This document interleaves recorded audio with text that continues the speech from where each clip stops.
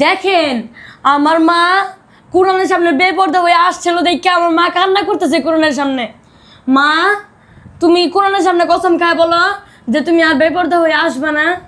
অবশ্যই আপনাদের সামনে আমি ভিডিও দিছিলাম কোরআনের সামনে, কি কারণে আমি কোরআন ধরি নেই, মাহিন ধরছিল, যার জন্য কি জানি কয় আপনারা অনেকে আমাকে মন্তব্য করছেন যে আপনি এই ধরনের ভিডিও কেন করছেন।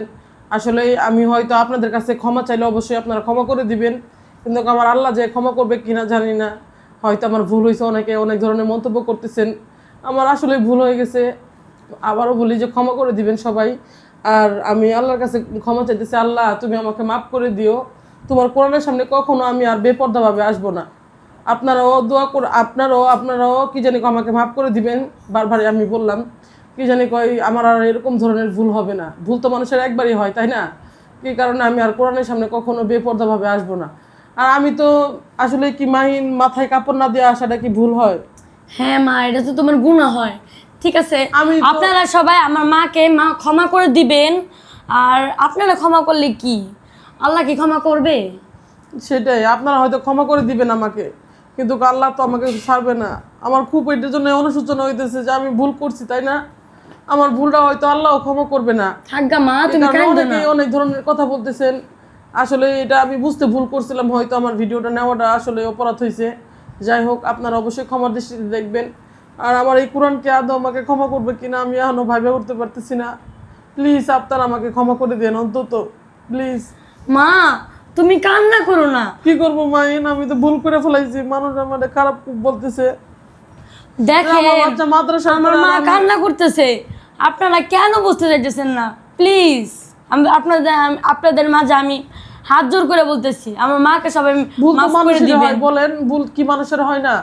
আমারও ভুল হয়েছে, আপনারা অবশ্যই আমাকে ক্ষমা করবেন। আমার দীর্ঘ বিশ্বাস আপনারা আমাকে ক্ষমা করে দিবেন। আর আমি আল্লাহর কাছে প্রতিনিয়ত নামাজ পড়ে দোয়া করবো যেন আমাকে আল্লাহ মাফ করে দেয়। এরকম ভুল জানি, এরকম ফেতনাতে আল্লাহ জানি আমাকে না ফালায়। সেই কারণে আমার বাচ্চা মাদ্রাসায় পড়ে, ইনশাল্লাহ আমি নেক্সটে আমি পর্দা করে আপনাদের মাঝে ভিডিও দিব। তো মাহিন, তাহলে আমাকে সবাই ক্ষমা করে দিবে? হ্যাঁ দিবে। তাহলে আমি তোমাকে একটা কোরআন তেলাওয়াত বলি, তোমার মন ভালো হয়ে যাবে। তো বলো। আমি তো কোরআনের যোগ্যতা না মাহিন, আমি তো কোরআনকে অবমাননা করা হয়েছে না। কও এই কথা বলতেছো কেন মা? তাহলে আমি তো কোরআনের সামনে মাথায় কাপড় দিয়ে দেখে সবাই তো আমাকে এটাই বলতেছে। বলো আমি কি কোরআন পড়ছিলাম? আচ্ছা মা থাকগা, ওনারা তোমাকে সবাই মাফ করে দিবি, ঠিক আছে? আমি এটা কোরআন তেলাওয়াত বললাম। আচ্ছা ঠিক আছে, আপনারা একটা বারে একটু ভেবে দেখবেন যে আমি কোরআন ধরি নাই বা পড়ি নেই, আমাকে নিয়ে কেন সমালোচনা হইলো। হয়তো আপনাদের কাছে মনে হয়েছে, অবশ্যই আপনারা বলছেন, আমি শুধরাই নিব ইনশাল্লাহ। আর বিশেষ করে আপনারা এটা কি জানি কয় নেগেটিভলি নিতেছেন বারবারই। যাই হোক, আপনারা ক্ষমার দৃষ্টিতে দেখবেন, এটাই আশা করি।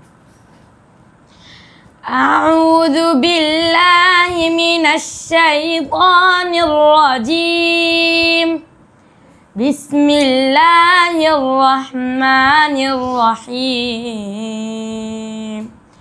يا أيها المدثر قم فأنذر وربك فكبر وثيابك فطهر والرجز فاهجر ولا تمنن تستكثر ولربك فاصبر فإذا نكر في الناقور صدق الله العظيم।